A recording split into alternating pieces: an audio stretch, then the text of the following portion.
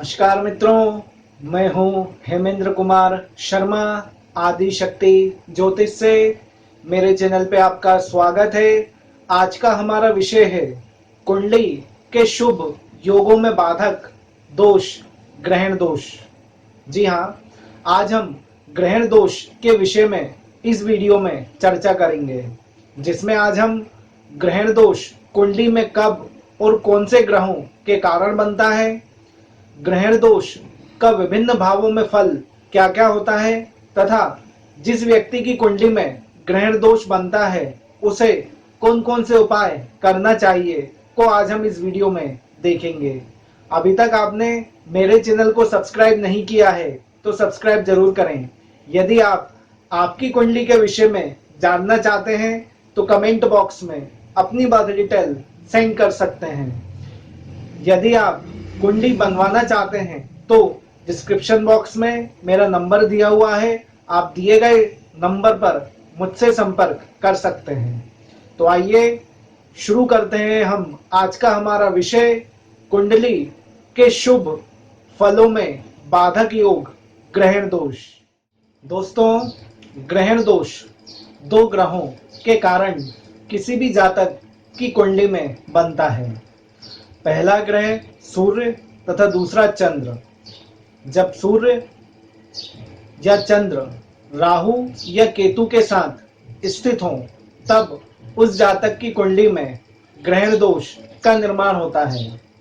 सूर्य के साथ राहु या केतु का होना सूर्यकृत ग्रहण दोष का निर्माण तथा चंद्र के साथ राहु या केतु का होना उस जातक की कुंडली में चंद्रकृत ग्रहण दोष का निर्माण होता है। अर्थात जब सूर्य और चंद्र राहु केतु के साथ हों तो कुंडली के शुभ फलों की हानि उस दोष के कारण होने लगती है। साथ में सूर्य या राहु या चंद्र या राहु अर्थात ये दोनों ग्रह जिस भाव में स्थित होंगे उस भाव से संबंधित फलों में भी कमी करते हैं। यदि किसी जातक का जन्म अमावस्या के आसपास हुआ हो तथा उस जातक की कुंडली में ग्रहण दोष बन रहा हो तो उसे इस ग्रहण दोष के ज्यादा हानिकारक फलों को अपने जीवन में भुगतना पड़ता है। यदि हम विभिन्न भावों में ग्रहण दोष के विषय में चर्चा करें, अर्थात सूर्य के साथ राहु केतु या चंद्र के साथ राहु केतु कुंडली के विभिन्न भावों में अगर स्थित होंगे तो उस जातक को उस ग्रहण दोष में कैसा फल प्राप्त होगा। यदि ग्रहण दोष प्रथम भाव अर्थात लग्न भाव में बनेगा तो उस जातक को मानसिक परेशानी हमेशा रहेगी। उस जातक को निर्णय लेने की क्षमता में हमेशा कमी महसूस होगी। साथ में उस जातक का स्वभाव परिवर्तनीय रहेगा, कभी अच्छा तो कभी बुरा। साथ में उस जातक की आजीविका भी स्थिर नहीं रहेगी। ऐसे जातक अपनी नौकरी बार बार परिवर्तित करते हैं। यदि ग्रहण दोष द्वितीय भाव में बनेगा तो द्वितीय भाव धन का भाव है, तो उस जातक को धन से संबंधित परेशानी हमेशा रहेगी तथा साथ में कुटुंबी जनों, परिवार जनों से भी उस जातक की अनबन हो सकती है। तृतीय भाव में यह दोष कहीं ना कहीं भाई बहनों से संबंध को दर्शाता है। यदि यह दोष तृतीय भाव में बनता है तो उस जातक की भाई बहनों से अनबन हमेशा बनी रहती है। साथ में उस जातक को अपने परिश्रम का पूर्ण फल प्राप्त होने में कठिनाई आती है, अर्थात उसकी जिंदगी में हमेशा संघर्ष की स्थिति बनी रहती है। किसी भी कार्य के लिए उसको संघर्ष करना पड़ेगा। यदि यह दोष चतुर्थ भाव में बनेगा तो उस जातक को सुख से संबंधित परेशानी अपनी लाइफ में रहेगी। साथ में भूमि भवन का सुख भी उस जातक को बहुत देर से प्राप्त होगा या प्राप्त होगा ही नहीं। साथ में उस जातक को माता से संबंधित परेशानी भी हो सकती है।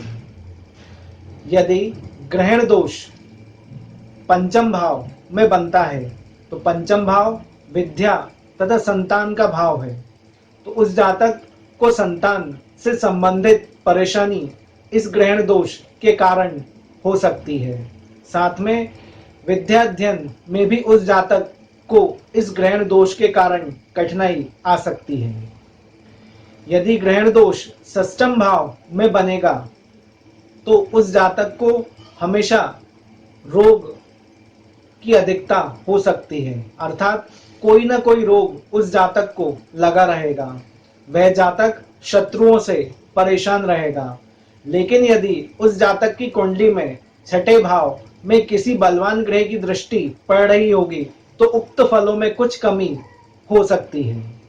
यदि सप्तम भाव में ग्रहण दोष निर्मित होगा तो उस जातक की कुंडली में कहीं ना कहीं वैवाहिक सुख में कमी दिखाई देगी। वैवाहिक सुख में कमी के साथ साथ अपने जीवन साथी के साथ सामंजस्यता की भी कमी उस जातक की जिंदगी में दिखाई देगी। अष्टम भाव में यह दोष कहीं ना कहीं मृत्यु तुल्य कष्ट देगा। साथ में उस जातक को अष्टम भाव में यदि दोष बनेगा तो कहीं ना कहीं धन की बहुत ज्यादा कमी हो सकती है। नवम भाव में यह दोष भाग्योदय में कहीं ना कहीं हानि करता है। उस जातक को नौकरी से संबंधित परेशानी हमेशा बनी रहेगी। साथ में यदि वह नौकरी में है या उसने किसी तरह नौकरी पा ली तो उसे नौकरी में उच्च पद की प्राप्ति के लिए संघर्ष करना पड़ेगा। दशम भाव में व्यापार व्यवसाय से संबंधित उस जातक को परेशानी रहती है। व्यापार व्यवसाय में हानि होगी या व्यापार व्यवसाय में हमेशा संघर्ष की स्थिति उस जातक को इस दोष के कारण उठानी पड़ेगी। 11वें भाव में यह दोष लाभ को कम करता है, अर्थात उस जातक को विभिन्न स्रोतों से जो लाभ प्राप्त होने वाला है उस लाभ में कहीं ना कहीं यह दोष कमी करता है। साथ में संतान पक्ष को भी इस दोष के कारण, इस स्थान में दोष के कारण कुछ हानि हो सकती है। द्वादश भाव अर्थात 12वें भाव में यह दोष कहीं ना कहीं बाहरी स्रोतों से जो उसकी आय होने वाली है उसको कहीं ना कहीं हानि करता है, अर्थात उस जातक को बाहरी स्रोत से जो धन लाभ प्राप्त होने वाला है उसमें कहीं ना कहीं कमी महसूस होती है। ग्रहण दोष जिस जातक की कुंडली में बनता है उस जातक को ग्रहण दोष में कौन कौन से उपाय करना चाहिए। पहला उपाय, उस जातक को राहु और केतु से संबंधित करना चाहिए। राहु से संबंधित पहला उपाय, उस जातक को गोमेद धारण करना चाहिए। लेकिन गोमेद वह उसी अवस्था में धारण करे यदि उसकी कुंडली में राहु त्रिकोण भाव में स्थित हो या राहु की महादशा या अंतरदशा उस जातक की कुंडली में चल रही हो, तभी वह गोमेद धारण करे। अथवा वह जातक चाहे तो 8 मुखी रुद्राक्ष भी धारण कर सकते हैं। आप राहु यंत्र धारण करें, राहु कवच का पाठ करें, काल भैरव की आराधना करें। केतु के लिए भी सेम रहेगा। केतु के लिए वह जातक लहसुनिया धारण कर सकते हैं। 9 मुखी रुद्राक्ष केतु के लिए धारण किया जाता है। केतु कवच का पाठ करें, केतु यंत्र धारण करें, गणपति जी की आराधना करें। सूर्य और चंद्र से संबंधित उपाय, सूर्य के लिए उस जातक को 12 मुखी रुद्राक्ष धारण करना चाहिए। यदि उस जातक की कुंडली में सूर्य त्रिकोण भाव के स्वामी हैं तो उस जातक को माणिक्य धारण करना चाहिए। लेकिन यह ध्यान रखें, यदि आप गोमेद धारण कर रहे हैं तो आप माणिक्य धारण ना करें, और यदि आप माणिक्य धारण कर रहे हैं तो गोमेद धारण ना करें।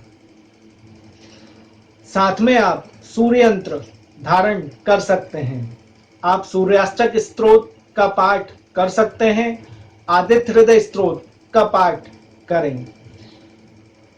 चंद्र के लिए आप मोती धारण कर सकते हैं। साथ में दो मुखी रुद्राक्ष भी आप धारण कर सकते हैं। भगवान शिव की आराधना करें, महामृत्युंजय का जप करें, प्रदोष का व्रत करें, चंद्र यंत्र धारण करें।